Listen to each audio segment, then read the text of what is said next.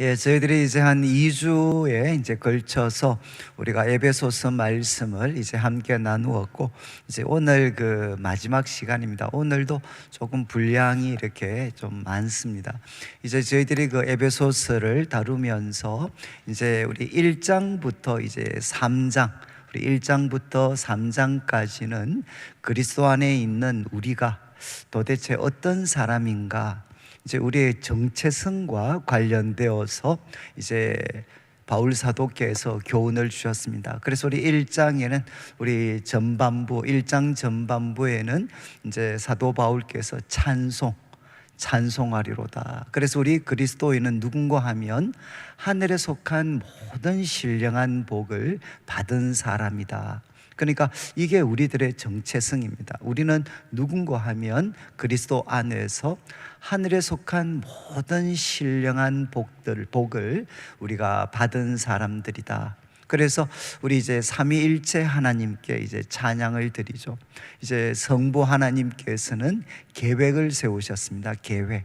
이제 그것을 택하심과 예정으로 이렇게 표현을 했습니다. 그리고 이제 성자 예수님께서는 그것을 실행에 옮기셨습니다. 그래서 그분의 피로 이제 속량했다. 그러니까 속량 곧 죄 사함을 얻게 했다. 죄 종이었던 우리들을 풀어주시고 우리의 모든 죄를 용서해 주셨습니다. 그리고 하나님께서는 우리들에게 지혜와 또 총명을 넘치게 하셔서 이제 하나님의 그 뜻의 비밀을 알게 하셨는데, 그 뜻의 비밀은 뭔가 하면 바로 이제 하늘에 있는 것, 땅에 있는 것, 모든 것이 그리스도 안에서 통일이 되는 것. 그러니까 그리스도가 머리가 되는 것입니다. 하늘에 있는 것, 이건 영적인 존재. 그리고 땅에 있는 모든 것의 머리가 예수님이 되시는 것, 예수님 안에서 통일되는 것이 바로 하나님 뜻의 비밀이다라는 것을 깨닫게 해 주셨고, 또 이제 우리는 누가 되었느냐? 예수님 때문에 하나님의 기업이 되었습니다. 하나님의 기업. 이 기업이라는 것은 가장 소중한 재산입니다. 가장 소중한 재산. 그래서 하나님 뜻 가운데 우리는 하나님의 가장 소중한 재산, 기업이 되었습니다. 그러니까 예수님 통해서 이제 실행에 옮기셔서 죄사함을 얻게 하셨고, 그리고 우리를 하나님의 가장 귀한 소유 재산, 기업이 되게 하셨다. 그리고 성령님께서는 무엇을 하셨느냐? 성령님은 믿는 우리들에게 성령님이 임하셔서 두 가지, 하나는 인치시는 거죠.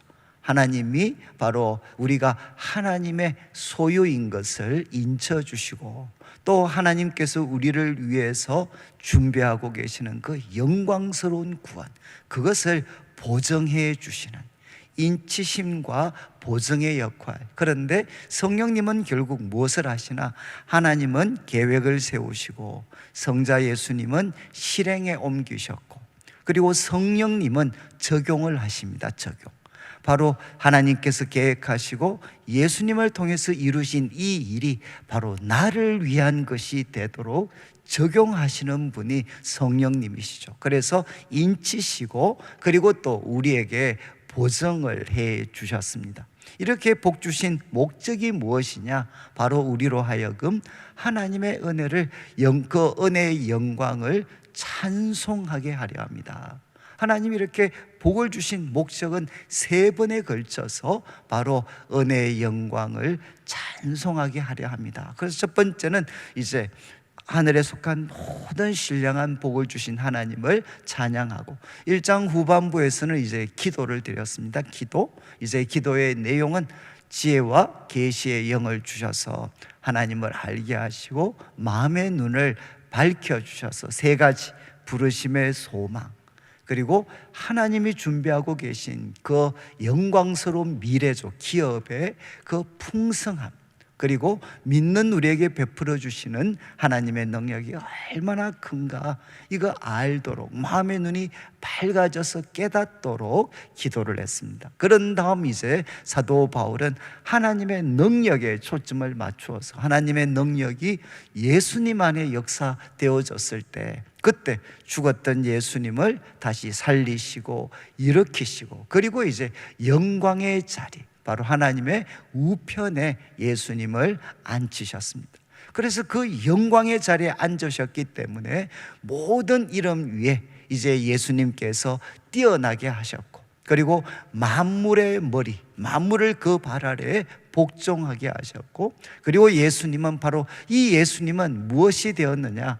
교회의 머리가 되셨습니다.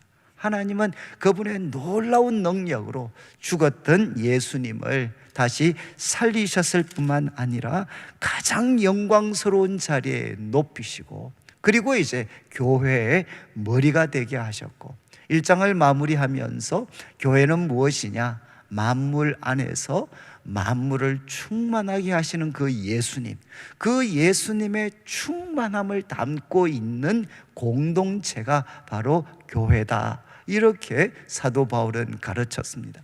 그리고 이제 2장에 와서는 이제 하나님의 이 놀라운 능력이 예수님에게만 나타난 것이 아니라 예수님과 연합된 우리들에게 나타났는데, 2장 전반부는 우리 개인이 과거에 누구였느냐? 우리는 허물과 죄로 죽었고, 그리고 또 우리는 노예였습니다. 세 가지.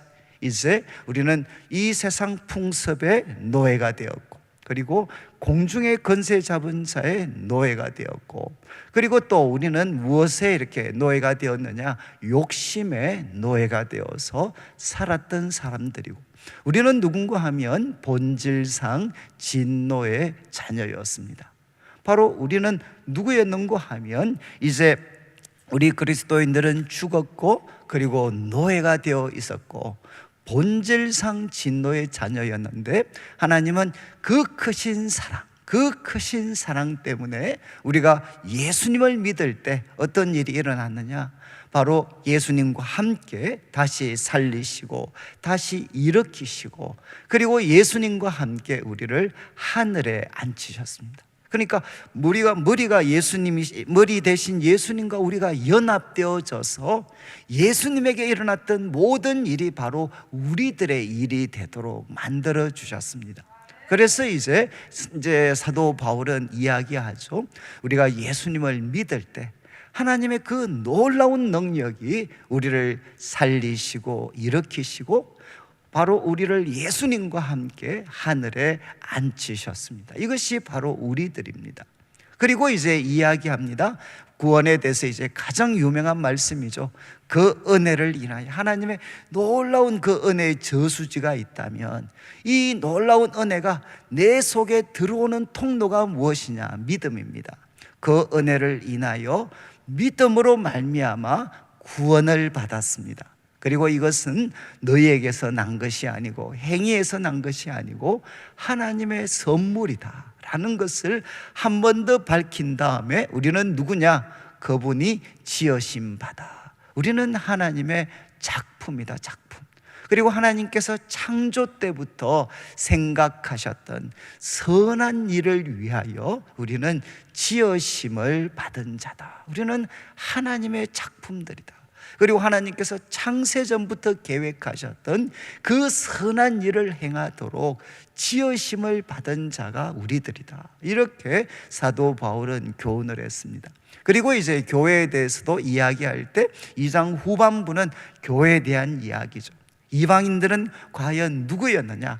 하나님으로부터 다 똑같습니다. 그때 그들은 하나님도 없는 자들이었고, 하나님의 백성들로부터도 소외되어져 있던 사람들이었습니다. 그런데 그리스도가 우리의 평화가 되셔서, 여러분, 유대인과 이방인을 절대로 하나 되게 할 수 없는 원수된 그 중간에 막힌 담이 무엇인가 하면 율법이라고 말씀했어요.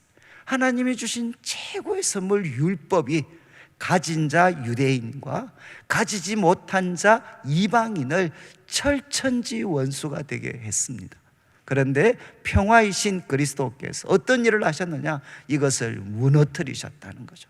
십자가에서 자신의 육체로 허물어 버리셨다. 그래서 이제 율법을 가진 유대인도 율법을 통해 의롭다 하심을 받는 게 아니고 예수님을 믿음으로 의롭다 하심을 받고, 율법이 없던 이방인들도 절망할 필요가 없는 게 그들도 예수님을 믿음으로 의롭다 하심을 받습니다. 그래서 이제는 유대인도 이방인들도 예수님을 자랑하는 걸 통해 중간에 막힌 담이 다 파괴되어져 버린, 그래서 교회는 어떤 공동체냐? 인간이 만든 모든 그런 차별의 벽들이 예수 그리스도의 이름으로 깨트려진 새로운 사회가 바로 교회다, 이렇게 사도 바울은 가르쳤습니다.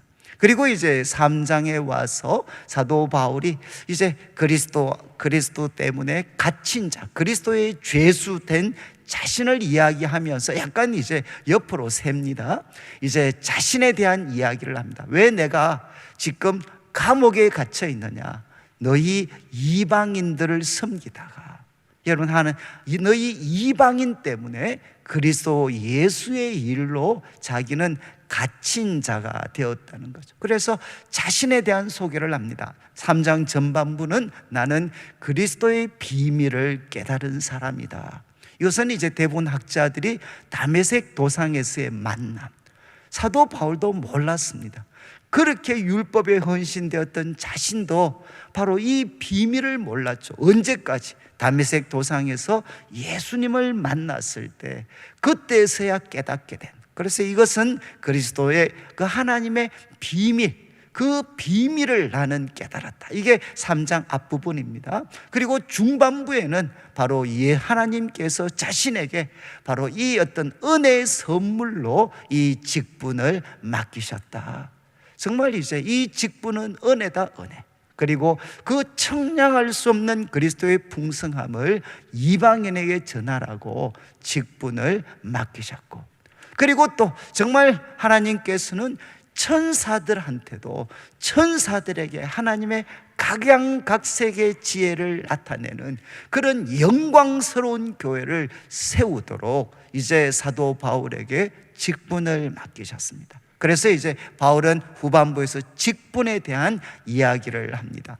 그리고 이제 3장 전반부의 교훈을 마무리하는 것이 너희를 위한 나의 환난, 너희를 위한 나의 환난에 대해서, 여러 환난에 대해서 낙심하지 마라. 그리고 유명한 말씀이죠. 이것은 너희의 영광이다. 정말 바울이 지금 감옥에 갇히면서까지 겪었던 모든 환난은 무엇을 나타내나? 너희의 영광이다. 바로 너희가 얼마나 영광스러운 존재인지를 나타낼 뿐만 아니라 너희를 영광에 도달하게 만들어주는 그런 귀한 밑거름이 될 것이라는 거죠.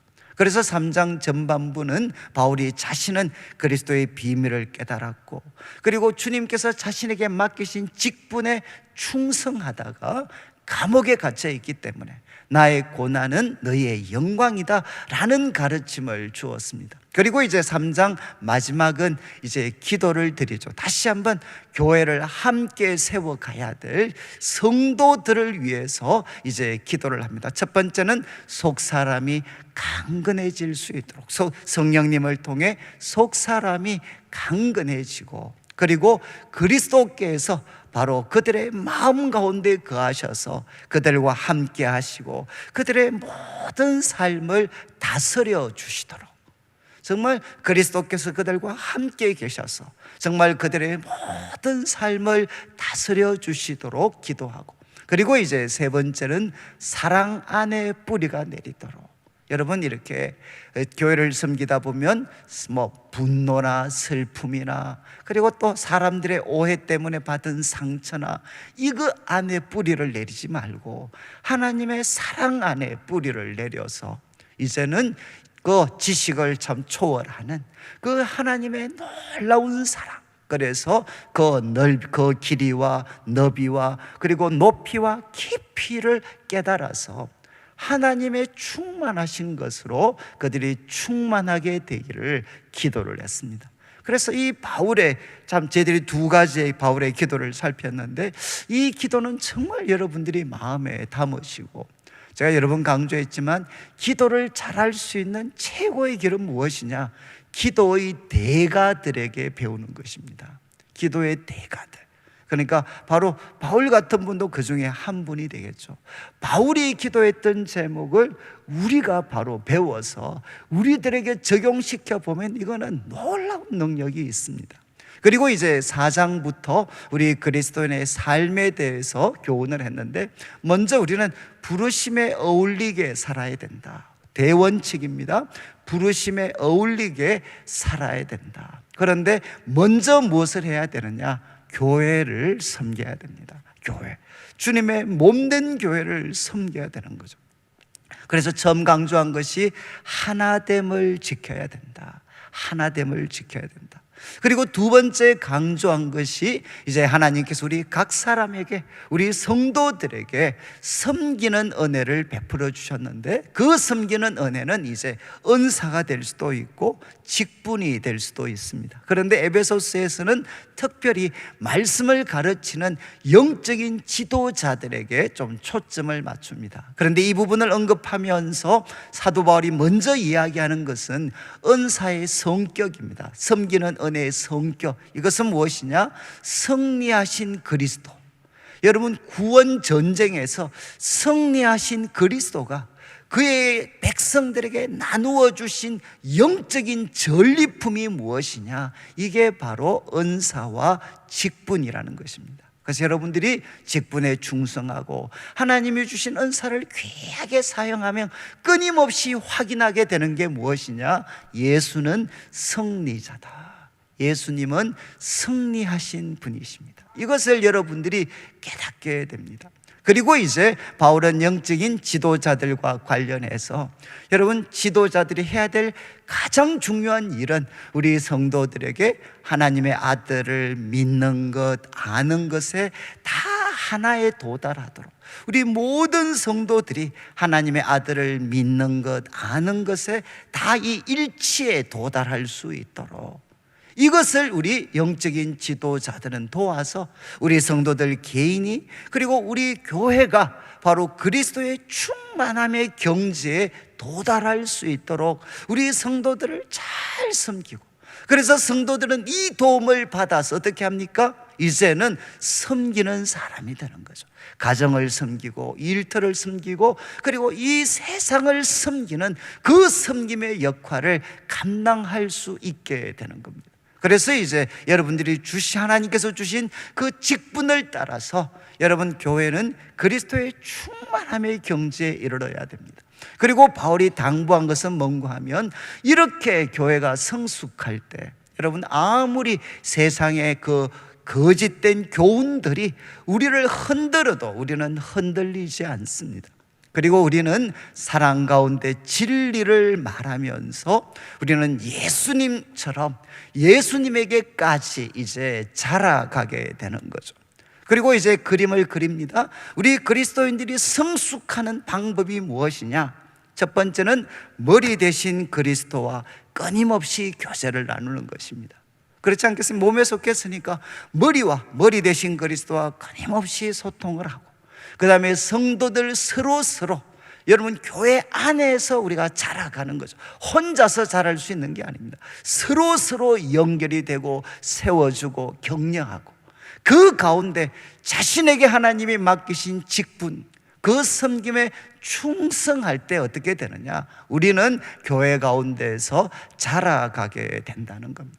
그래서 1절부터 16절까지는 이제 교회 안에서 하나됨을 지키고 성숙해 가야 된다. 그리고 이런 기반 속에서 이제 4장 17절부터 우리가 오늘 다루는 6장 9절까지 결국 거룩에 대한 교훈을 합니다. 거룩에 대한 교훈. 그래서 거룩에 대한 교훈을 하면서 먼저는 이방인처럼 되지 마라. 이방인처럼. 이 마음이 굳어져서 그러면 총명이 어두워지고 그리고 무지에 빠지고, 그리고 하나님의 생명과 떨어져서 이제는 감각 없는 자가 되고 모든 더러운 것을 욕심으로 행하게 되는 그런 이방인들을 본받아 이방인처럼 살아가서는 안 된다. 그러면서 이제 거룩에 대해서 두 가지 강력한 이미지를 사용을 합니다. 하나는 무엇인가 하면 옷의 이미지입니다. 우리 그리스도인에게 거룩은 무엇이냐? 매 순간마다 옛 사람은 벗어버리고 새 사람을 입는 선택을 하는 것, 이것이 바로 우리 그리스도인의 거룩이다. 거룩. 여러분, 옛 사람을 벗어버리고 새 사람을 입어야 되고, 이것이 끊임없이 진행이 되려면 우리들의 심령이 새롭게 되어야 됩니다. 우리들의 마음이 성령을 통해서 끊임없이 새로워져서 우리 성도들은 순간순간마다 옛 사람은 벗어버리고 새 사람을 입는 선택을 해야 된다. 그리고 5장에 와서는 두 번째 강력한 이미지죠. 이제 어두움과 빛입니다. 어둠의 일에 참여하지 마라. 그 어두움은 이제 음행과 온갖 더러운 것, 탐욕, 더러운 말로 대표되는 이 어둠의 일에 참여하지 마라. 대신 빛의 열매를 맺어라. 우리는 주 안에서 빛이 되었기 때문에 빛의 열매를 맺어라. 빛의 열매는 선함, 그리고 의로움, 그리고 진실함입니다. 정말 다른 사람에게 덕과 유익을 끼치는 정말 선하고 하나님이 정하신 그 관계에 대해서 바른 의로움, 그리고 진리에 기초하는 진실함, 이게 바로 빛의 열매다. 어둠은 참여해야 되는 게 아니라 책망해야 된다. 이렇게 바울은 도전을 했습니다. 그래서 거룩에 대해서 두 가지 강력한 이미지를 준 다음에 이제 두 가지를 여기에 보태죠. 하나는 뭔가 하면 지혜입니다. 지혜. 여러분, 지혜 있는 자가 되어야 된다. 그래서 세월을 아껴라. 우리에게 주어진 시간 흘러보내지 말고 여러분, 하나님을 위한 시간으로 구원해내어라. 하나님을 위한 시간이 되게 해라. 이렇게 도전을 하고, 그렇게 하려면 우리는 주의 뜻이 무엇인지 이해해야 됩니다. 바로 지금 저희들이 에베소서를 공부하는 게 바로 그런 노력이죠. 주의 뜻이 무엇인지 끊임없이 이해하려고 노력해야 됩니다. 그래서 한편으로는 지혜입니다. 그리고 여기에 무엇이 더해져야 되느냐? 성령의 충만함을 받아라. 술 취하지 말고. 여러분, 술에 빠진 사람이 술 기운으로 살아가는데 이것은 방탕한 것이다. 너희는 술에 취하지 말고 성령의 지배 속에 들어가라. 성령으로 충만해져라. 그러면서 이제 우리가 성령에 충만할 때 우리가 찬양을 드리게 되고 모든 범사를 항상 주 예수 그리스도의 이름으로 감사하게 되고, 그리고 마지막 그리스도를 경외함으로 피차 복종하게 됩니다. 관계가 회복이 된다는 거죠.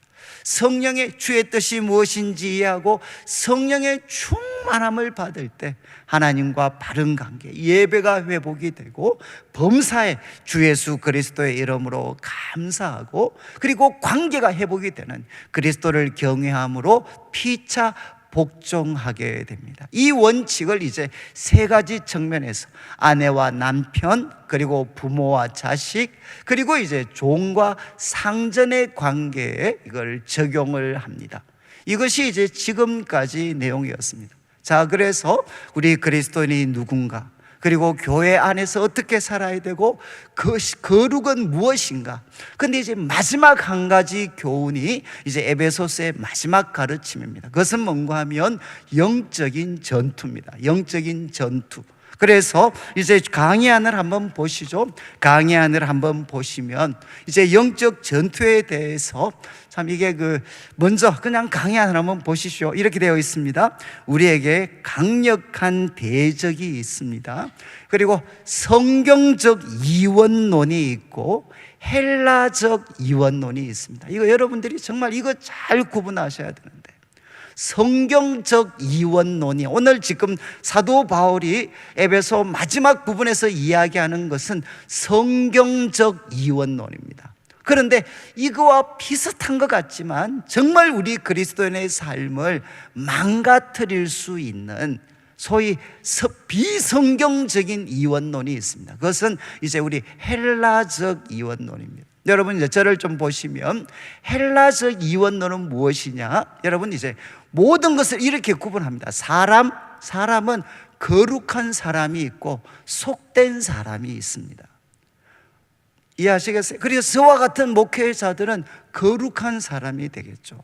일반 성도들은 속된 존재들입니다. 그리고 또 우리 인간의 몸을 보시면 몸은 더러운 것입니다. 악한 것입니다. 그러나 영은 선한 것입니다. 이해하시겠어요? 시간도 주일은 거룩하고 나머지 6일은 속됩니다. 그리고 성전, 요 예배당 안은 거룩하고 예배당 밖은 악합니다. 이렇게 사람도 시간도 우리들의 존재도 그리고 모든 일도 여러분 거룩한 일, 속한 일로 구분해 버리는 것, 이게 뭔가 하면 바로 헬라적 이원론입니다. 이해하시겠어요? 우리 한국교회가 사실 오랫동안 빠져 있었던, 그런데 성경적 이원론은 무엇이냐? 여러분, 내 속에 영은 선하고 내 몸은 악하다, 이게 아니고 저라는 존재가 있으면 지금 저는 뭐합니까? 가장 거룩한 행위, 말씀을 전하는 자리에 있습니다. 말씀을 전하고 있죠. 말씀을 전하고 있는 나한테도 지금 무엇이 있느냐? 두 가지 싸움이 벌어지고 있다는 겁니다. 한쪽은 성령님이 저를 도우시는 영역이 있고, 또 하나는 이것을 무력화시키려고 하는 소위 말해서 마귀적인 그런 어떤 세력들이 지금 말씀을 전하는 저에게 저를 두고 치열하게 싸우고 있다는 거죠. 이 구분을 아시겠습니까? 여러분, 헬라적 이원론은 지금 내가 설교하는 이 행동은 가장 거룩하고 여기에 참여한 여러분들도 가장 거룩한 시간을 맞이하고 있습니다. 그리고 이거와 아니 밖의 시간은 무엇이냐? 아주 속된 시간이죠. 그렇지 않다는 겁니다. 성경이 이야기하는 것은 무엇이냐? 말씀을 전하는 가장 거룩한 행동을 하고 있는 이 순간에도 나라는 존재를 두고 치열한 두 존재가 싸우고 있다는 것입니다. 이해하시겠어요? 그리고 여러분들이 만약에 소위 말해서 가정에서라든가 직장에서라든가 거기에서도 여러분 거기는 거룩한 장소가 아니잖아요. 성전 밖이니까. 그런데 그게 아니라 여러분의 가정과 일터에서 일하고 있는 여러분을 두고 치열한 싸움이 벌어지고 있다는 것입니다. 여러분, 모든 시간, 모든 장소에서 치열한 영적 전투가 벌어지고 있다. 이것이 뭔가 하면 성경적 이원론입니다. 여러분, 이것을 좀 잘 이해하셔야만 우리가 정말 이렇게 우리 성도들의 삶이 정말 바르게 회복이 될 수 있습니다. 먼저 이것을 전제하고 이제 이어지는 말씀을 보시죠. 첫 번째, 먼저 명령을 합니다. 두 가지 명령. 10절, 11절을 보시면 이렇게 이야기를 하죠. 10절 말씀 한번 자막을 비추어 주시면, 끝으로 너희가 주 안에서와 그 힘의 능력으로 강건해지고, 먼저는 뭡니까? Be strong, 강해져라. 무엇 안에서? 주님 안에서. 그리고 그분의 힘의 능력 안에서 여러분 강해져야 된다. 첫 번째 도전입니다. 명령입니다. 강해져야 된다. 주 안에서와 그 힘의 능력, 그분의 힘의 능력 안에서 먼저 강해져야 된다. 그리고 두 번째 이야기합니다. 11절을 보시면 이제 마귀의 관계를 능히 대적하기 위해서 하나님의 전신갑주를 입어야 된다. 두 번째 명령은 무엇이냐?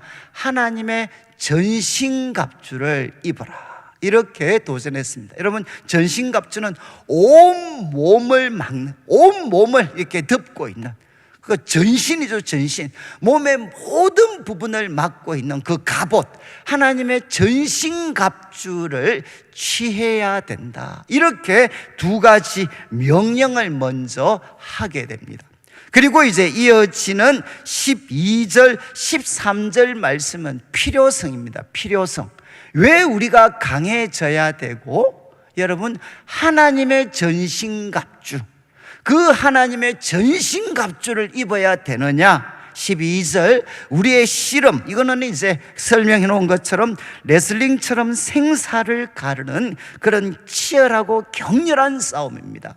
우리들의 생명이 오갈 수도 있는 그 치열하고 격렬한 싸움 속에 지금 우리가 있다는 겁니다. 그런데 누구와의 싸움이냐? 혈과 육을 상대하는 게 아니다. 이것은 뭔가 하면 여러분, 이제 이 혈과 육에 관한 것이 아니다. 이거는 아니다라는 게 아니에요. 이거는 뭔가 혈과 육이 포함을 하는데, 여러분, 우리가 싸울 때는 다 무엇이죠? 사람들을 통해서 유혹을 받고 사람들을 통해서 때로는 상처를 받습니다. 그런데 그것이 근본적인 원인이 아니라는 겁니다. 우리의 싸움은 눈에 보이는 혈과 육이 근본적인 대상이 아니다.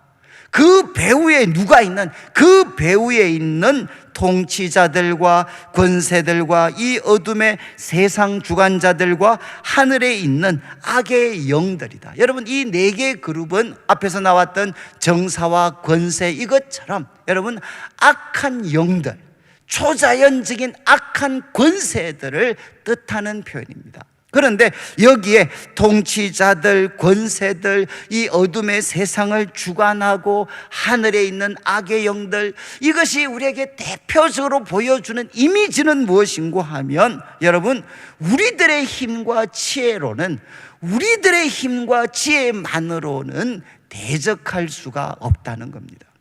여러분, 이제 우리의 싸움은 눈에 보이는 사람들과의 싸움이 아니라 그 배후에서 역사하고 있는 초자연적인 악한 권세들과의 싸움인데, 이들은 이제 우리의 힘과 지혜로는 이길 수가 없는 존재이기 때문에 무엇이 필요하냐? 두 가지. 바로 앞에서 이야기했던 강해져야 된다. 주 안에서와 그분의 능력 안에서 우리가 강해져야 되고, 또 하나, 하나님의 전신갑주, 하나님이 준비하신 무기 전신갑주를 취해야만 이 영적인 싸움에서 우리가 승리할 수가 있다는 것입니다. 그래서 사도 바울은 이제 12절, 13절 말씀에 싸움의 대상에 대해서 이야기를 했습니다. 여러분, 제가 이제 에베소서 시작하면서 이제 말씀을 드렸죠. 에베소는 어떤 곳이냐? 그 당시 세계에서 가장 큰 소위 신전이 있었던 아데미 신전. 여러분, 가장 큰 신전이 있었던, 그러니까 그 아테네에 있었던 유명한 파르테논 신전이 있는데, 이 파르테논 신전보다 최소 4배 이상이 큰, 소위 고대 7대 불가사의 중에 하나인 아데미 신전이 바로 있었던 도시입니다. 그리고 여러분, 제가 시작하면서 말씀드렸듯이 사도행전 19장을 보면 거기에 그들이 회개했을 때 그들이 팔았던 요술, 마술과 관계되는 책이 은 5만이었다라고 표현할 만큼, 그리고 그때 하나님께서는 이 바울을 통해 어떤 일을 하셨습니까? 정말 신기한 일을 하셨습니다. 정말 그 두란노 서원에서 말씀만 가르친 게 아니고, 이 바울을 통해서 하나님이 얼마나 강력한 분이신가, 예수 그리스도의 이름이 얼마나 강력한가 하는 것을 그 도시 가운데 명백하게 나타내셨습니다. 그러니까 여러분, 이 에베소의 사람들은, 에베소의 성도들의 대부분은 뭐냐? 불과 한 10년 전 정도까지만 해도 여러분, 우상에 사로잡혀서 살아갔던 사람들이죠. 그 사람들을 향해 사도 바울이 이제 마지막 교훈을 합니다. 여러분, 우리들의 싸움은 바로 초월적인, 이 초자연적인 악한 권세와의 싸움이기 때문에 주 안에서와 그 힘의 능력으로 강건해져야 되고 하나님의 전신갑주를 입어야 된다. 여러분, 오늘날 이 사회가 참 역설적이죠. 하나는 가장 과학이 발달이 되고 인간의 그 이성, 지성을 가장 높이면서도 여러분, 가면 갈수록 무엇입니까? 소위 말해서 이 어떤 초자연적인 소위 점을 치는 거라든가 주술이라든가 이상한 소위 영매들이라든가 이런 것들의 활동이 가장 강력해지고 있는 시대가 바로 이 시대입니다. 그래서 우리는 하나님의 말씀으로 무장해야 될 뿐만 아니라 무엇으로 무장해야 되느냐? 여러분, 이 하나님의 전신갑주를 우리가 취해서 이 초자연적인 악한 권세들에 대해서 능히 승리할 수 있는 그런 우리 하나님의 능력으로 우리 성도들이 덧입어야 된다는 거죠. 그래서 지금 이야기했습니다. 이제 필요성에 대해서 이야기했는데 가장 관심을 가져야 되는 것은 여러분, 마귀의 한번 11절을 다시 한번 보시면 마귀를 대적해라 이렇게 되지 않고 마귀의 관계를 대적하기 위해서. 여러분, 이 말은 무엇인가 하면 마귀가 우리 성도들을 가장 무너뜨리는 소위 비책이 무엇이냐, 이 마귀가 우리 성도들을 무너뜨리기 위해서 사용하는 가장 핵심적인 전략이 무엇이냐, 그것은 바로 여기 나오는 이제 간계, 과거에는 괴계라고 되어 있죠. 간계, 간산속임수를 통해서 우리 성도들을 넘어뜨리려고 한다는 겁니다. 이제 우리 자막에 참고 구절들을 좀 우리가 몇 개 좀 보겠는데, 마귀와 관계된 이제 먼저 우리 베드로전서 5장 8절 9절 한번 보시죠. 이제 이 마귀에 대해서 제가 이게 참 마귀에 대해서 한 번씩 가르치긴 해야 되는데, 제가 이렇게 보니까 이게 마귀에 대해서 자꾸 가르치면, 여러분, 원래 우리가 마귀에 대해서 가르치는 이유가 무엇이겠습니까? 성령님을 통해서 이제 이 마귀를 제압하기 위해서 이렇게 우리가 가르치는데, 이 참 마귀라는 놈이 희한해가지고 이게 자꾸 가르치면 가르칠수록 자꾸 이게 활동을 더 많이 해. 그래서 제가 참 이게 그냥 이건데 마귀를 통제할 수 있는 가장 놀라운 방법은 뭔가 하면 말씀에 굳게 서는 겁니다. 그러니까 여러분들이 성령님 그리고 그분을 통해 진리를 깊이 깨닫는 것이 마귀를 대적할 수 있는 최고의 길입니다. 최고의 길. 그런데 지금 보시죠. 마귀가 8절, 베드로전서 5장 8절 9절은 우는 사자같이 삼킬 자를 찾는다. 그리고 9절 말씀을 보시죠. 너희는 믿음에 굳게 서서 대적해라. 여러분, 마귀를 어떻게 묘사했습니까? 우는 사자같이 우리를 삼키려고 한다. 그래서 마귀는 어떻게 역사하나? 여러분의 마음을 두려워하게 만듭니다. 우는 사자같이. 여러분, 너 내 말을 안 들으면 바로 이제 끝장이야. 여러분, 처음 우리 예수님을 믿을 때, 특별히 정말 이제 어떤 이 우상을 섬기다가 하나님께 돌아오신 분들이 처음 경험하는 게 무엇이냐? 우는 사자같이 삼키려고 하는 마귀입니다.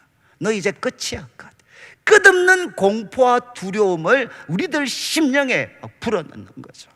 이게 이제 우는 사자입니다. 우는 사자같이 우리를 위협합니다. 그런데 우리가 믿음으로 이것을 대적해내고 나면 이제 이걸 우리 성도들이 잘 물리칩니다. 그런데 또 그 다음 또 이미지를 한번 보시죠. 그 다음에 요한복음 8장 44절, 이제 우리 예수님께서 하신 말씀인데, 마귀에 대해서 이야기할 때 처음부터 살인하고 그 다음 편 보십시오.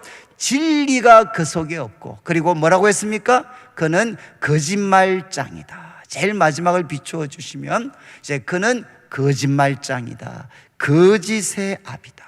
그리고 고린도후서 11장 14절 한번 비추어 주시면 이 구절은 여러분 잘 아셔야 됩니다. 사단은 광명의 천사로 자기를 가장합니다. 여러분, 사단은 광명의 천사로 자기를 과장합니다. 이렇게 위장합니다. 위장. 여러분, 지금도 우리 요즘은 모르겠어요. 요즘 우리 주일학교 아이들한테 마귀를 한번 그려봐라. 혹시 여러분 마귀를 한번 그려보실 수 있을까요? 혹시 제가 한 5분 정도 시간을 드리니까 한번 마귀를 한번 그려보실래요? 어떻게 그리시겠어요? 우리 과거에 저희들이 어릴 때 마귀 그리라고 이렇게 해보면, 시간을 주면 거의 비슷합니다. 그 처녀 귀신 있잖아요. 머리 풀고, 그리고 이제 입에 칼 물고, 손톱 길고, 이렇게 이상하게 나오고, 머리에 피 이렇게 묻어 있고. 여러분, 만약에 마귀가 이런 그림 보면 마귀가 어떤 생각을 하겠습니까? 아마 가장 좀 섭섭하고 놀라는 거는 마귀일 겁니다. 아니, 나를 어떻게 보고 이런 그림을 그리냐. 여러분, 지금 마귀는 소위 말해서 옛날에 뭐 화장실 가면 무슨 귀신. 여러분, 이제 사실 마귀가 가장 무서운 게 무엇이냐? 거짓의 아비, 거짓말장이. 그 다음에 이것이 무엇으로 자기를 숨길 수 있나? 광명의 천사로 자기를 가장할 수 있다는 겁니다. 여러분, 마귀의 모습은 이 두 가지 이미지를 잘 기억하셔야 돼요. 하나는 두려움을 주는 우는 사자같이 우리를 삼키려고 합니다. 그래서 예수님을 따라가면 죽을 것 같아. 이게 무엇이냐? 우는 사자 같은 마귀가 우리를 위협하는 거죠. 또 하나는 무엇이냐? 이 단계를 믿음으로 잘 극복한 사람들에게 그 다음부터 마귀는 어떻게 나타나나? 광명의 천사로 나타나게 돼요. 저는 아마 우리 한국교회가 우는 사자같이 삼키려는 마귀를 대적하는 것은 지금까지 정말 오랫동안 잘 가르쳤습니다. 그런데 우리가 어쩌면 그동안 부주의했던 것은 광명의 천사로 자신을 위장하는 이 거짓의 아비, 이 거짓말장이 바로 이 마귀를 대적하는 방법에 대해서는 우리가 제대로 가르치지를 못했습니다. 여러분, 꼭 이 두 가지 이미지를 기억하셔야 돼요. 우는 사자, 그리고 광명의 천사로 위장하는 거짓의 아비, 그리고 거짓말장이 마귀입니다. 이걸 가장 단적으로 나타내는 사건이 이제 우리 그 강의안을 보시면 창세기 3장 1절부터 6절. 여러분, 이제 우리 자막에 창세기 3장 1절 말씀부터 한번 비추어 주시면 좋겠는데, 여러분, 창세기 3장 1절부터 6절까지 이 말씀은 여러분이 항상 묵상을 하셔야 됩니다. 이게 마귀가 어떤 존재인가 하는 것이 가장 잘 나타나 있는 사건입니다. 가장 잘 나타나 있는 사건. 여러분, 지금 이때는 타락 이전이니까 우는 사자같이 위협할 수가 없죠. 지금 에덴 동산에 있는데, 에덴 동산에 있고 그 완벽했던 아담과 하와를 어떻게 바로 이 마귀가 무너뜨렸는가 하는 것이 이 3장 1절부터 6절에 나와 있어요. 이거는 소위 마귀가 누구인지를 가장 생생하게 나타낸 사건입니다. 그래서 한번 보시죠. 처음에 이제 뱀, 여호와께서 지으신 짐승 중에 가장 간교하다. 저거는 아주 간사한 놈, 이런 말이 아닙니다. 가장 똘똘했다는 표현입니다. 가장 똘똘했다. 여러분, 뱀은 가장 똘똘했습니다. 그리고 뱀이 여자에게 질문을 했죠. 여러분, 잘 한번 보시죠. 이 뱀, 그러니까 참 이렇게 사단이 이 여자, 소위 아담과 하와를 유혹할 때 누구를 사용했느냐? 가장 간교한 뱀, 가장 간교한 들짐승 뱀을 사용했다는 거죠. 이게 정말 중요합니다, 여러분. 여러분들이 앞으로 이제 여러분들의 삶을, 특별히 헌신된 성도들입니다. 이거는 헌신된 성도들을 망가뜨릴 때 우리들 앞에 나타나는 사람들은 누구냐? 그들은 광명의 천사, 대부분 가장 똑똑해 보이는, 그래서 우리가 그 말을 충분히 귀담아 들어줘야 될 것 같은 가장 똑똑한 사람의 모습으로 우리들에게 찾아옵니다. 제가 우리 청년들은 자주 그 이야기했습니다. 여러분, 한번 생각해 봐라. 이때 지금 이제 1절에 나오는 질문이죠. 하나님이 참으로 동산 모든 나무의 열매를 먹지 마라 하시더냐? 이 질문을 뱀이 안 하고 만약에 황소가 했다고 한번 생각해 보십시오. 황소가 이 띵띵한 놈이 이제 가가지고 하와한테, 야, 하나님이 참으로 먹지 말라 하더냐? 엄매. 여러분, 그러면 하와가 반응을 했겠습니까? 야, 그냥 가서 공부 좀 해, 임마. 그러면서 그냥 그 이야기를 우습게 생각을 했겠죠. 그런데 하나님이 만드신 들짐승 중에 가장 똘똘한 뱀이 와서 이 질문을 하는 겁니다. 하나님이 참으로 이거 하지 말라고 하더냐? 여러분 지금 여러분 주위에도 좀 죄송합니다만은 이렇게 소위 말해서 좀 둔하게 보이는 이런 사람이 와서 여러분을 유혹하지를 않아요. 가장 똘똘해 보이는. 그리고 저는 이제 자매들 결혼할 때 정말 이거 많이 봤어요. 자매들 보고 정말 야, 너 도대체 어떤 애를 만나려고 그러냐. 그러면 그 친구 자매들이 하는 말이, 저는 목사님 별로 바라는 건 없는데 세 가지는 있어야 됩니다. 첫 번째는 키가 조금 커야 되고, 그리고 두 번째 뭐 해야 되느냐, 매너가 좀 좋아야 됩니다.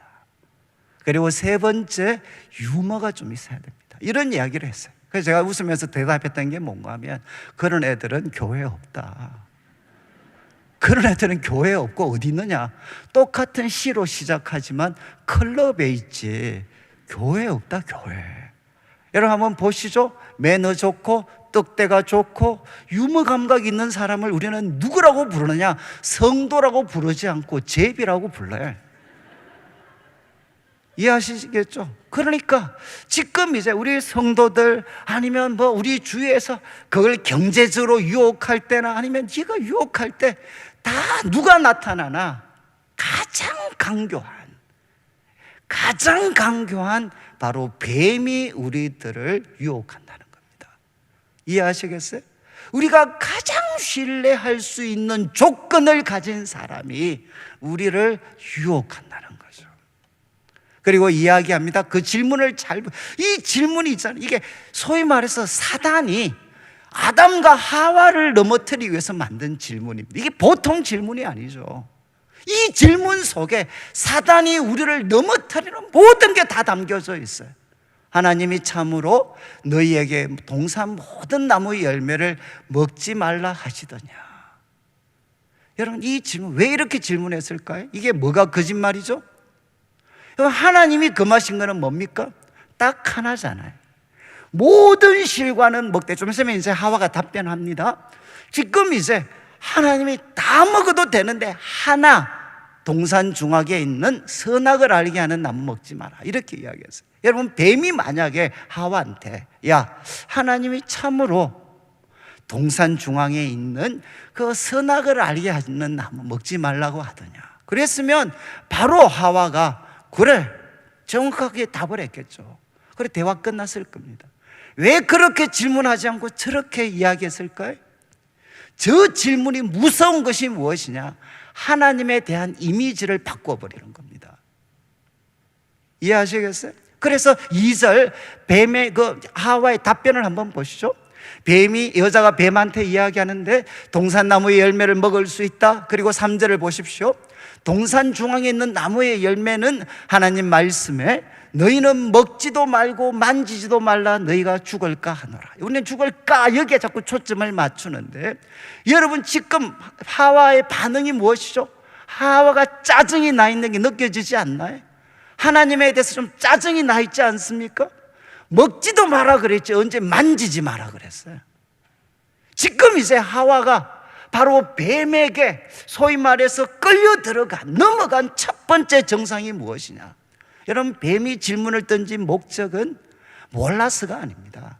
우리 마음속에 선하신 하나님에 대한 이미지를 바꾸어 버리는 것. 무엇으로? 억압자, 그리고 우리들에게 좋은 것은 다 빼앗아 가버리는 약탈자, 이런 식으로 이미지를 바꾸어 버리는 거죠. 저는 우리 청년들을 만날 때 이런 얘기 진짜 많이 들었어요. 야, 좀 교회 열심히 좀 신앙생활 해야지. 그러면 남자애들이 특별히 이런 이야기 말했어요. 목사님, 교회를 다니면 할 수 있는 게 하나도 없습니다. 정말 우리 남자분들이 이 표현 많이 합니다, 저한테.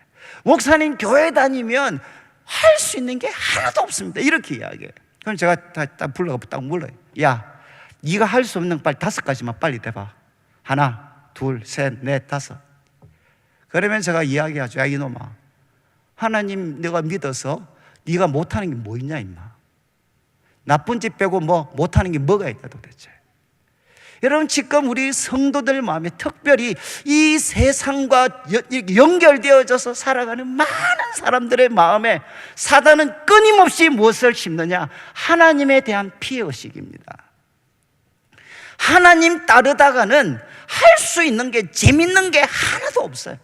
하나님 따라가면, 하나님 말씀대로 살면 이 세상에 절대 성공할 수 없어요.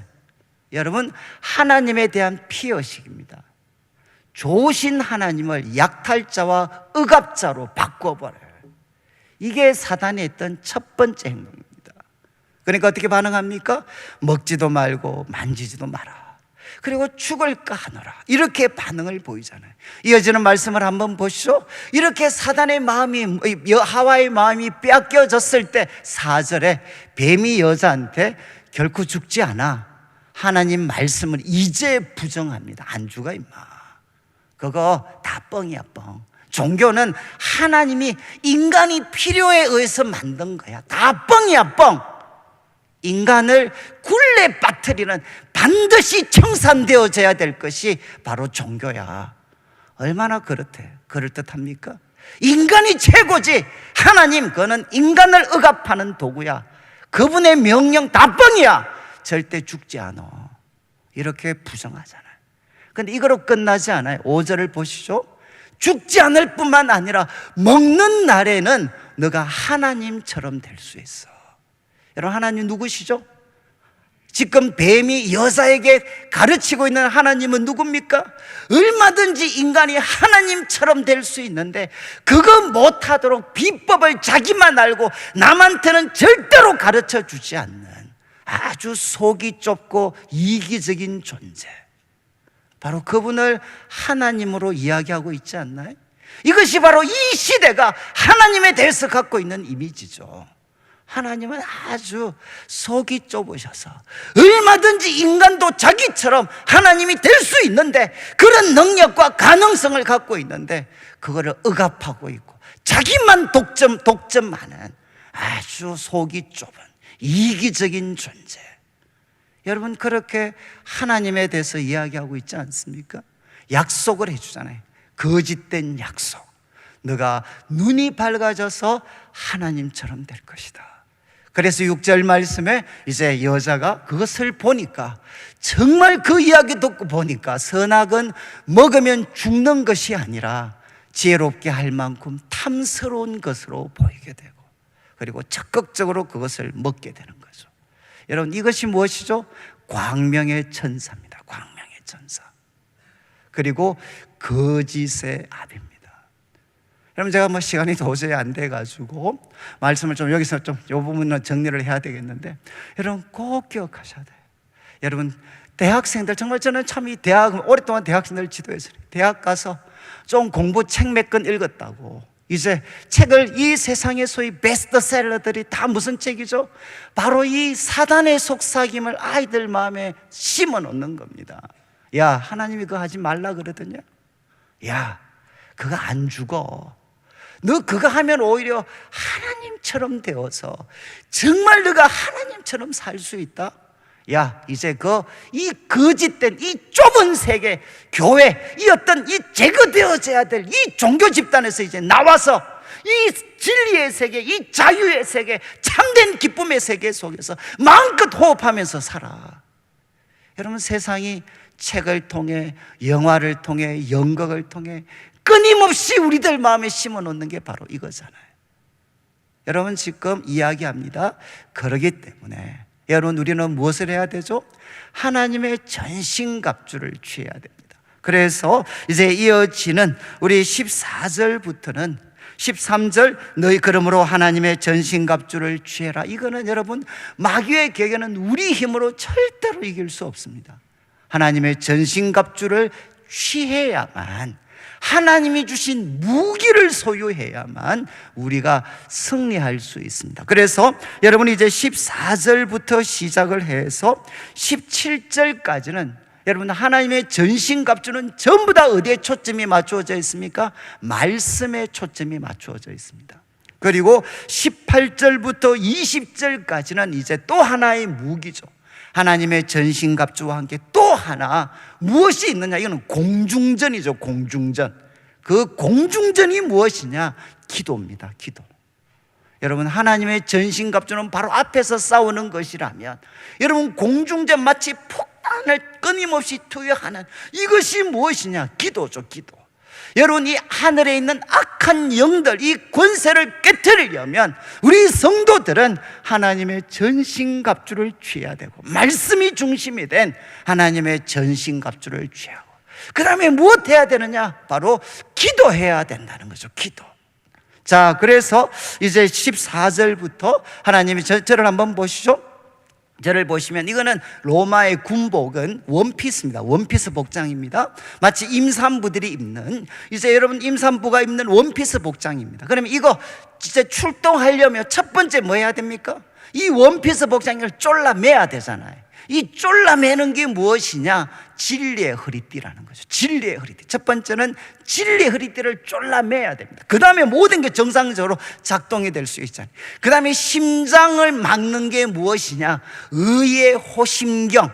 과거에는 흉배라고 해요. 우리의 심장을 보호하는, 그리고 이 심장을 보호할 뿐만 아니라 우리들의 신분을 나타내는 겁니다. 신분을 나타내는 의의 흉배를 붙여야 됩니다. 그 다음에 세 번째 무엇을 해야 되죠? 신발을 신어야 돼요. 여러분, 우리 군화를 쫙 졸라매잖아요. 여러분, 만약에 이 신발이 준비되지 않으면, 만약에 군화가 아니고 집신 같은 거면, 여러분 지금 막 앞에 돌들과 이런 것들이 쫙 깔려 있는데 돌격 앞으로 그러면 돌격할 수 있습니까? 신발이 제대로 딱 신발을 신어야 어떻게 되느냐? 돌격 앞으로 그러면 앞에 무엇이 있든지 간에 전진할 수가 있는 거예요. 그래서 신발을 졸라맵니다. 이게 뭔가 하면 평화의 복음에 예비한 신. 그러니까 우리는 어디로 가느냐? 복음을 위해서 갑니다. 복음을 위해서. 여러분, 신발은 무엇을 나타내죠? 목적지를 나타내잖아요. 여러분, 신발을 보면 지금 여러분이 어디를 가는지 알 수 있잖아요. 우리들의 삶이 그곳에 가는 이유가 무엇이냐? 우리는 평화의 복음을 위해서입니다. 그리고 나서 그 다음 무엇을 합니까? 믿음의 방패죠. 이건 전신을 가리는, 과거에 우리 데모 진압할 때 정경들이 사용했던 방패입니다. 그러니까 전신을 가리는 바로 믿음의 방패. 그 다음에 머리를 보호하기 위해서 헬멧을 써야 되죠. 이 헬멧은 무엇이냐? 구원의 투구를 써야 됩니다. 그리고 유일한 공격 무기가 될 수 있는 성령의 검, 하나님의 말씀을 가져야 됩니다. 여러분, 이것들은 다 무엇이냐? 말씀입니다. 말씀. 말씀의 다양한 측면을 우리에게 소개해 주죠. 여러분, 말씀은 어떻게 하느냐? 진리의 허리띠. 지금 제가 이 한번 성경 한 구절만 좀 비추어 주시겠어요?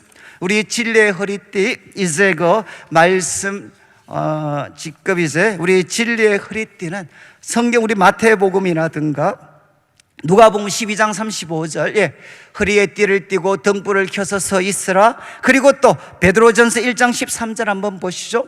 너희 마음의 허리를 동이고 근신하여. 전부 다 이 허리띠가 무엇입니까? 근신하고 깨어있는 겁니다. 하나님의 말씀은 어떻게 하느냐? 우리를 근신하게 만드는 거죠. 깨어있게 만드는 거죠. 그리고 내가 전쟁터로 가고 있다 라는 것을 느끼는 게 무엇입니까? 허리띠를 졸라매는 것입니다. 여러분, 깨어있으려면 무엇이 있어야 되느냐? 하나님의 말씀의 도움을 받아야만. 그것이 설교든 여러분이 개인적으로 매일 성경을 하든 아니면 통독을 하든, 말씀은 무엇을 하느냐? 우리들을 깨어나게 합니다. 진리의 허리띠, 그리고 평화의 복음에 예비한 신. 우리의 목적지는 무엇을 위해서 가느냐? 우리는 평화의 복음을 위해서 갑니다. 이것이 우리들 자신을 가장 안전하게 지킬 수가 있습니다. 그리고 이야기합니다. 의의 흉배, 이거는 잘 기억하셔야 돼. 두 가지를 다 해석하시면 됩니다. 하나는 뭔가 하면 그리스도가 우리의 의로움이십니다. 믿으십니까? 그리스도가 우리의 의로우십니다. 사단이 우리를 공격하는 또 하나의 강력한 무기는 무엇이냐? 참소입니다. 참소. 우리들의 그 과거를 또 끄집어내고 또 끄집어내고 또 끄집어내어서 너는 안 돼, 포기해. 이게 무엇이냐? 사단이 끝없이 우리를 참소하는 거예요. 저도 제가 이제 담임 목사처럼 제일 힘든 게 무엇이겠습니까? 제일 힘든 게 뭔가 하면 제가 저 자신을 관리하는 겁니다. 이것만큼 힘든 게 없어요. 얼마나, 제가 오늘도 설교를 지금 하고 있지만 설교하기 전까지 얼마나 참소가 많겠습니까? 네가 뭐 한다고, 그리고 네가 뭐 하면 정말 끝없는 참소들이, 여러분들이 앞장서서 교회를 섬겨보면 끝없는 참소들이 주어지잖아요. 그때 우리가 막아야 되는 게 무엇이냐? 의의 흉배, 그리스도는 우리의 의로우심입니다. 내가 일하는 것은 나의 의로움이 아니라 그리스도의 의로움이죠. 또 하나는 무엇인가 하면 의로운 행위입니다. 의로운 삶. 여러분, 이 은혜의 근거에서 우리가 의롭게 살아가는 삶이 우리의 심장을 보호하고 우리의 표지가 되게 해야 된다. 신분 표시가 되게 해야 된다. 그리고 이제 믿음의 방패. 여러분, 이것은 우리를 막아주는 것이죠. 여러분, 하나님 말씀을 들을 때 여러분이 믿음이 생기잖아요. 그래서 사단이 어떻게 여러분을 공격해도 그것을 무력화시키는 것은 무엇이냐? 하나님의 아들을 믿는 믿음입니다. 믿음. 이 믿음이 모든 공격을 무력화시켜버립니다. 그리고 구원의 투구는 무엇이냐? 그리스도는, 하나님은 우리의 구원이십니다. 여러분, 이제 여러분들이 이사야서 우리가 나누면서 하나님이 전사로 나타나시는 장면을 봤죠. 그때 하나님은 무엇을 쓰느냐? 구원의 투구를 쓰십니다. 바로 여기에 기초하고 있는 말씀입니다. 하나님은 우리의 구원이십니다. 이것을 우리의 헬멧으로 삼아야 돼요. 그 다음에 가장 중요한 것이 이제 성령의 금, 하나님의 말씀을 가져라. 여러분, 이제 요거는 앞에서는 제가 이제 마귀가 하와를 유혹하는 걸 봤어요. 이제 똑같아 보이는 시험이 한 번 더 나타납니다. 두 번째 아담 예수님에게 마귀가 또 똑같이 시험을 합니다. 여러분, 이 시험은 사실은 이 아담 하와에게 했던 시험과 거의 비슷해요. 그런데 차이가 무엇이죠? 예수님이 바로 승리하셨어요. 그래서 어떤 분들은 이야기합니다. 바로 아담이 시험에 무너져서 신락원이 되었지만 복락원은 언제 일어났느냐? 언제 이 낙원이 회복되어졌느냐? 두 번째 아담이 바로 이 마귀의, 이 광명의 천사로 위장한 마귀를 정복했을 때 이 세상 가운데 무엇이 주어졌나? 복락원. 여러분, 다시 낙원이 회복되어졌다는 거죠. 여러분, 제가 여기까지만 하고 말씀을 좀 마쳐야 될 것 같아요. 한번 보시죠. 이제 마태복음 4장 1절부터 한번 보십시오. 이 부분은 마태복음 4장 1절, 우리 자막에 한번 비추어 주시면, 내용을 여러분 성경을 한번 찾아보시면 마태복음 4장 1절은 뭔가 하면, 이제 보시죠. 예수께서 천사에 이끌려, 성령에 이끌려서 시험을 받으러 광야에 갔습니다. 2절, 예수님은 40일 금식을 하셨어요. 줄이셨습니다. 그 다음에 3절을 보시죠. 첫 번째 3절, 시험하는 자가 이제 첫 번째 시험입니다. 하나님의 아들이면 이 돌들을 떡덩이가 되게 해라. 여러분, 이게 무슨 시험인 것 같습니까? 아니, 네가 하나님의 아들이면 이 배고프니까 이 돌들로 떡덩이가 되게 해라. 그러니까 네가 하나님의 아들이면 네 문제를 먼저 해결해 보라는 거죠. 기적적인 방법으로. 그때 4절, 하나님의 답변입니다. 예수님의 답변입니다. 기록되었으되, 중요한 표현이죠. 이게 성령의 금입니다. 기록되었으되, 사람이 떡으로 사는 게 아니고 하나님의 입에서 나오는 모든 말씀으로 산다. 이렇게 대답을 하셨어요. 그래서 마귀의 시험을 깨트렸습니다. 너무 잘하는 말씀이죠. 사람이 떡으로 사는 게 아니다. 여러분, 하나님의 입에서 나오는 모든 말씀으로 산다. 이게 사단의 질문하고 무슨 뜻이죠? 나는 배가 고파도 나는 하나님 말씀 묵상하면서 나는 살아간다. 이게 예수님 말씀의 뜻일까요? 여러분, 지금 사단이 결국 도전한 것은 뭔가 하면, 네 문제, 너 배고프잖아, 너 하나님의 아들인 거 확인해야지, 하나님이 주신 능력 갖고 네 문제 한번 해결해봐. 이렇게 했을 때 예수님께서 이 말씀을 했는데, 이 말씀은 여러분이 아시는 것처럼 신명기 8장 3절을 인용하신 말씀입니다. 이 앞뒤 문맥은 무엇이냐? 바로 이제 만나를 먹는 사건이었어요. 이스라엘 백성들이 지난 40년 동안 만나를 먹었습니다. 그리고 모세가 이 말씀을 가르치면서 왜 만나를 40년 동안 먹게 하셨나? 너희들을 낮추시고, 그리고 이 말씀을 합니다. 사람이 떡으로 사는 게 아니고 하나님의 입에서 나오는 모든 말씀으로 살 것이다. 이거 배우게 하려고 광야 40년 동안 만나를 먹게 하셨다는 거죠. 여러분, 성경 묵상이 아니잖아요. 여기 말씀은 여러분, 언제 그들의 삶에 만나가 주어졌습니까? 하나님이 말씀하셨을 때 광야에 있는 그들에게 만나 먹을 것이 주어졌어요. 이거는 성경과 떡을 비교하는 게 아닙니다. 인간의 존재의 방법입니다. 우리는 자신의 힘으로 만드는 그 떡을 의지해서 살아가는 게 아니고, 여러분, 하나님의 입에서 나오는 말씀, 그 입에서 나오는 말씀에 의지해서 그 근거에서 우리는 살아가는 자들입니다.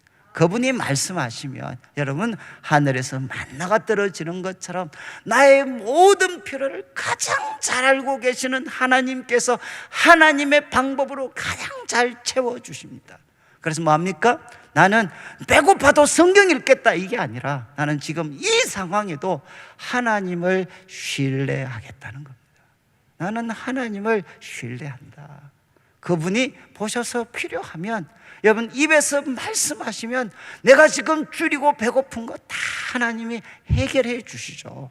지금 이제 주님은, 사단은 돌로 떡을 만들으라고 도전했는데 나는 하나님을 신뢰하고 그분의 입에서 말씀하시면 나의 모든 필요는 하나님이 채워주신다.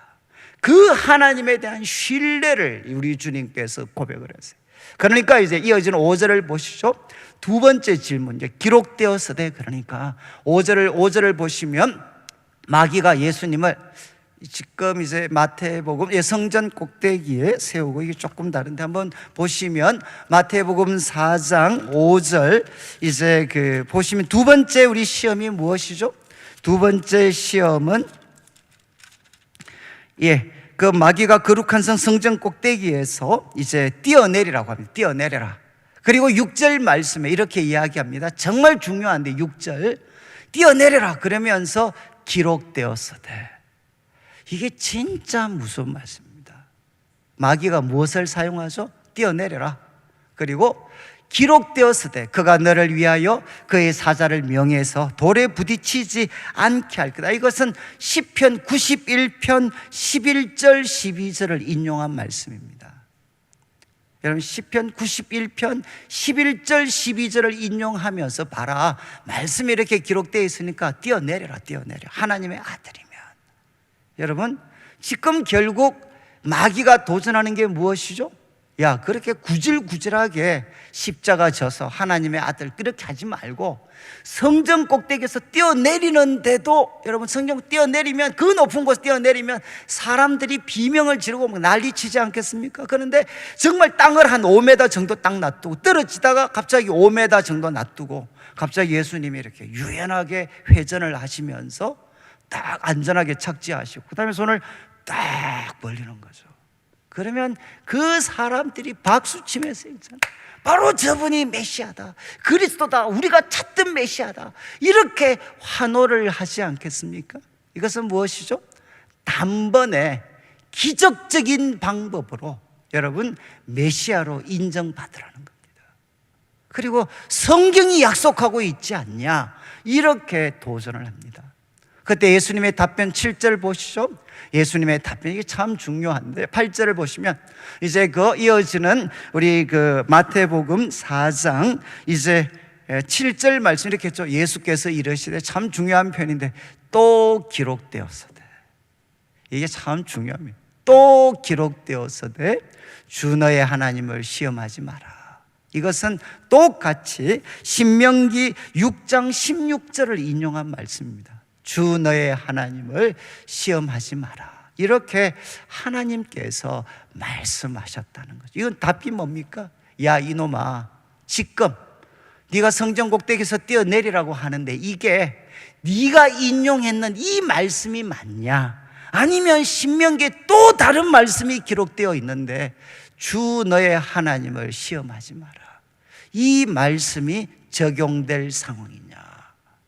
그래서 예수님께서 마귀의 그 괴계를 깨트리셨어요. 여러분, 지금 모든 이단들의 특징이 무엇이죠? 말씀을 왜곡하는 것입니다. 그리고 지금도 우리 교회 속에서, 여러분, 참 교회 속에, 죄송합니다, 사기꾼들의 영향을 받으신 분들이 너무너무 많아요. 그분들이 약속하는 게 무엇이냐? 예? 내게 능력 주시는 자 안에서 다 할 수 있고, 시작은 미약하지만 끝은 창대할 수 있고. 여러분, 이런 말씀을 아무 상황에나 적용하면 안 돼. 저는 참 이렇게 그 교회를 다니시는 분들이 선교라든가 뭐 이런 명분을 해가지고 너무 쉽게 속된 말로 사기꾼들에게 넘어가는 이런 모습들을 저는 정말 많이 봤습니다. 여러분 한번 보시죠. 그래서 우리들에게 짧은 시간에 소위 대박 인생이 되게 해주겠다라는 게 2번 말씀입니다. 두 번째 시험입니다.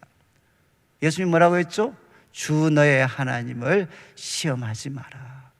십자가의 길은 단번에 대박 인생이 되는 게 아니고, 여러분, 십자가를 통과해야 되는 길입니다. 여러분, 그래서 우리 성도들의 삶도 하나님이 축복하실 단번에 대박, 단번에 비법을 가르쳐 주셔서 대박 인상 나게 하는 것 거의 없습니다. 반드시 무엇을 통과하게 하나? 십자가와 고난을 통과해서 그곳에서 하나님이 우리를 다듬으시고 분별력을 주시고, 그리고 우리 각자에게 주신 영역에서 하나님이 원하시는 그 탁월성을 준비하고, 그런 가운데서 어느 순간 소위 놀라운 은혜가 부어지는 거지. 그런 거 깡그리 무시하고 단번에 대박 인생을 약속하는 것, 이것은 광명의 천사로 위장한 마귀들입니다. 여러분, 저는 이게 특별히 우리 경제적인 영역에서 이 시대 나쁜 사기꾼들이 얼마나 많은지 몰라요. 정말 분별하셔야 돼요. 단번에 짧은 시간에 하나님의 아들의 영광으로 우리들을 바꿔놓는 비법을 가르쳐 준다는 사람들, 그분들의 삶을 한번 뒷조사해 보시죠. 그거 아는 사람들이 그렇게 살아갑니까? 정말 그렇게 대박 인생으로 살아가나요? 사람을 잘 보셔야 돼요. 저는 예수님을 믿는 분들이 뭐 한번 이렇게 하면 한 집에서 선교 3사는 보낼 수 있고, 뭐 11조를 1,000만 원 할 수 있고, 제가 솔직하게 말씀, 다 사기꾼들입니다. 제가 읽은 성경에는 그렇게 가르치는 말씀이 없습니다. 언제나 십자가와 고난을 통과해서 하나님이 철저하게 낮추시고 준비하셔서 하나님의 때에 빛나는 인생이 돼야 되지, 작은 비법 이상한 거 하나 사용해가지고 우리를 대박나게 해주겠다, 여러분, 그거는 대부분 다 거짓말들입니다. 지금 이제 이야기하죠. 마지막에 이제 이렇게 반응을 하니까 이어지는 말씀을 한번 비추어 주시면, 이제 마귀가 데리고 가서 8절에 이제 그 세상의 모든 영광을 다 보여주면, 세상의 모든 영광 보여주면서 9절 말씀 딱 한 가지 요구하죠. 한 번만 내게 절하라는 겁니다. 네가 만일 나한테 절하면 모든 것 주겠다, 이렇게 이야기하죠. 여러분, 바로 세상 사람들이 이 마귀가 우리들한테 도전을, 저한테도 이제 이런 도전을 하겠죠. 한 번만 너가 눈 감아주면 너 바로 이런, 소위 말해서 이 세상의 모든 영광 너한테 다 줄게. 여러분, 이런 속삭임들이 얼마나 많습니까? 한 번만 너가 네 믿음의 양심을 저버리면, 한 번만 눈 감으면 내가 다 줄게. 그때 예수님의 답변이 무엇이죠? 11절에 예수님께서 또 말씀하십니다. 기록되었으되 주 너의 하나님께 경배하고 다만 그를 섬겨라. 이것도 이제 신명기 6장 13절 말씀을 인용하셨어요. 기록되었으되 주 너의 하나님, 그분만 경배하고 섬겨라, 이렇게 말씀이 되어 있다는, 이게 무엇이죠? 성령의 검입니다. 성령의 검. 여러분, 지금 우리 성도들이 이 영적인 싸움에서 승리하려면 하나님 말씀에 능숙해서 이 말씀이 우리들에게 진리의 허리띠가 되게 해야 되고, 이 말씀이 가르치는 예수 그리스도가 우리의 의로움이 되셔야 되고, 그리고 또 평화의 복음을 위해서 우리는 살아야 되죠. 이것이 우리들의 신발이 되고, 그리고 하나님의 아들을 믿는 이 믿음이 우리들의 전신을 가리는 방패가 되고, 그리고 하나님이 우리의 구원이십니다. 이 구원의 투구를 쓰고, 그리고 성령의 검으로 우리가 성령의 금을 가져야 돼. 제가 한 가지 더 말씀드리면, 여러분 이 하나님의 전신갑주는 한 번 소유하면 평생 우리들의 것이 됩니까? 여러분, 만약에 로마 군인들이 무장했다가 자려면 어떻게 해야 돼? 또 다 풀어야 되잖아요. 그리고 그 다음 날이 되면 또 다시 챙겨야 되죠. 하나님의 전신갑주는 한 번 입으면 나한테 영원히 내 것이 되는 게 아닙니다. 뭐 해야 됩니까? 날마다 반복을 해야 돼. 날마다 우리는 이 하나님의 전신갑주로 무장을 해야 돼. 매일매일. 그렇게 해야만 어떻게 되느냐? 우리는 영적인 전투에서 승리할 수가 있습니다. 여러분, 여러분의 힘으로는 마귀의 괴계를 절대로 이기지 못합니다. 마귀의 괴계를 깨뜨리려면 어떻게 해야 되느냐? 하나님의 말씀을 묵상해서, 이것이 허리띠가 되고 흉배가 되고 신발이 되고 방패가 되고 투구가 되고 칼이 되게 만들어야 어떻게 되느냐? 우리는 승리할 수가 있죠. 그리고 뒤에 나왔던 이제 마지막 부분은 기도에 대한 가르침은 여러분 그냥 참조를 하시면, 이제 18절부터 모든 기도와 간구를 하되 특별히 성령 안에서 기도라. 첫 번째 도전입니다. 성령 안에서 기도해라. 그리고 깨어 구하기를 힘쓰라. 이 말은 뭔가 하면 인내하면서 깨어 있어라. 인내하면서 깨어 있어야 된다. 인내하면서 깨어 있어야 되는데, 특별히 깨어 있을 수 있는 제일 좋은 방법은 모든 성도들을 위해 기도하는 것입니다. 그리고 특별히 이제 19절 20절은 누구를 위해 기도 부탁하나? 자기를 위해 기도 부탁을 하죠. 말씀을 전하는 자, 여러분들이 성도들을 위해서 기도하되 특별히 말씀을 전하는 사역자들을 위해서 기도하시는데 두 가지 이야기를 하죠. 하나는 무엇입니까? 19절에 내게 말씀을 주시도록. 여러분, 사도 바울이 이런 부탁을 하는 거죠. 내게 말씀을 주시도록. 그리고 두 번째는 무엇이냐? 입을 열어 복음의 비밀을 담대히 알리도록. 그래서 20절 한 번 더 설명합니다. 내가 새 사슬에 매인 사신이 된 것은 이 일에 당연히 할 말을 담대히 하게 하려 합니다. 19절 20절에 두 번이나 반복되는 담대히 말하게 해 주십시오. 여러분, 사역자들을 위해서 기도하실 때 두 가지 꼭 기도해 주셔야 돼. 클리어한 말씀을 주시도록, 명료한 말씀을 주시도록. 두 번째는 담대히 선포할 수 있도록. 여러분, 아마 이 자리에 한번 서보시면 아실 텐데 정말 떨립니다. 정말 여기에 있으면 정말 떨리죠. 그리고 저도 얼마나 많은 두려움들이 설교를 할 때마다 밀려오는지 몰라요. 여러분이 작은 행동만 하나 잘못해도 여러분 그냥 마음이 철렁 그냥 물어내릴 때가 많아요. 정말 이 두려움과의 끝없는 싸움이죠.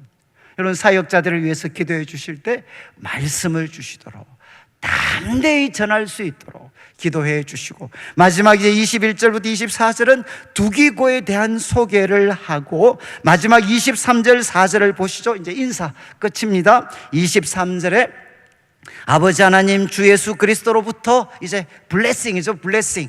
평안이 너희에게 있을지어다. 두 번째, 믿음을 겸한 사랑. 그러니까 정말 이 믿음이 중심이 된 사랑이 너희들에게 있기를 원한다. 그리고 24절 보시죠. 24절, 우리 주 예수 그리스도를 변함없이 사랑하는 모든 자에게 은혜가 있을지어다. 여러분, 지금 여러분들은 누군가 하면 바로 그리스도를, 우리 주 예수 그리스도를 변함없이 사랑하는 모든 자, 바로 그들에게 여러분 이제 평화가 있을지어다, 믿음을 겸한 사랑이 있을지어다, 그리고 은혜가 너희들에게 있을지어다. 저는 이제 참 이렇게 에베소서를 마칠 때마다 이 변함없이 그리스도를 사랑하는 사람, 이게 NIV 번역은 변함없이가 뭐라고 되어 있느냐? undying, 죽지 않는, undying, 죽지 않는, 정말 불멸의 영원한 undying love, 바로 주님을 향해서 undying love를 가진 사람, 변치 않는 사랑을 가진 사람들에게 평화와 믿음을 겸한 사랑과 은혜가 너희들에게 넘칠지어다. 이렇게 마치게 됩니다. 여러분, 이제 에베소서를 우리가 마무리해서 조금 마지막에 좀 내용이 많았지만, 여러분 전신갑주, 우리들의 싸움은 여러분 하늘에 있는 악한 영들과의 싸움입니다. 그래서 우리는 두 가지 해야 돼요. 말씀으로 무장을 해야 됩니다. 하나님의 전신갑주로, 말씀이 중심이 된 하나님의 전신갑주로 무장해서 이 광명의 천사로 위장해서 끊임없이 우리들을 향해 간교한 속임수를 우리가 주는 이 마귀의 괴계를 여러분이 정말 싸워 이겨야 됩니다. 그리고 여기에 무엇이 필요합니까? 기도가 필요해요. 여러분, 바로 모세가 산에서 손이 높이 드는 기도를 드렸을 때 바로 땅에서 그 백성들에게 삶의 승리가 있었잖아요. 여러분, 우리가 하나님, 저는 우리 내일교회가 하나님 말씀으로 정말 이 급변의 시대, 불변의 복음을 깊이 우리가 기억해서 우리가 누구고 어떻게 살아야 되고 어떻게 싸워야 되는지, 승리해야 되는지 여러분이 깊이 이해하고, 여기에 바로 기도, 바로 하나님 앞에 부르짖는 기도가 더딥혀져서 우리 성도들의 삶에, 우리 후손들의 삶에, 또 우리 성도들, 우리 내일교회 가운데 하나님이 주시는 놀라운 승리, 그리고 이 시대를 살리는 한 번의 또 한 번의 놀라운 부흥을 경험해 갈 수 있는 우리 성도들, 또 우리 교회가 되기를 주님의 이름으로 축원합니다.